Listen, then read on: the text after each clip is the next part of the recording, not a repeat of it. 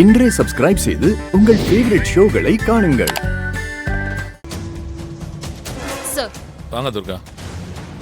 Sir, இவங்க தான் உங்க பையன் கேஸ்ல குற்றவாளியை கண்டுபிடிக்கிறதுக்கு நான் ஸ்பெஷலா அப்பாயின்ட் பண்ணியிருக்கிற இன்ஸ்பெக்டர்.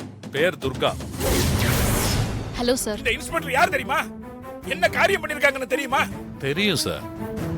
நான் கான்ஃபரன்ஸ்க்காக டெல்லி போயிருந்தப்போ உங்களை அரெஸ்ட் பண்ணி சோசியல் மீடியால வைரல் ஆக்கி விட்டாங்க. வைரல் ஆக்கல, என்ன அவமானப்படுத்திருக்காங்க. அதனால தலைவர் கோபத்துக்கு ஆளாகி மன்னிப்பு வீடியோ போட்டு அசிங்கப்பட்டு போனேன். என் மேல இருக்கிற கோபத்துல என் பையன் கேஸை எப்படி சரியா விசாரிப்பாங்க? எனக்கு என்னமோ நம்பிக்கை இல்லைங்க. சார், நான் சொல்றேன்னு தப்பா நினைக்காதீங்க. அன்னைக்கு தப்பு உங்க மேலதான். நீங்க மினிஸ்டர்னு தெரிஞ்சும் பின்விளைவுகளை பத்தி கொஞ்சம் கூட கவலைப்படாம தைரியமா ஆக்ஷன் எடுத்தாங்க பாருங்க. அந்த துணிச்சலோடையும் நேர்மையோடையும் இந்த கேஸை விசாரிச்சு உண்மையான குற்றவாளியை சட்டத்துக்கு முன்னாடி நிறுத்துவாங்க சார். துர்கா,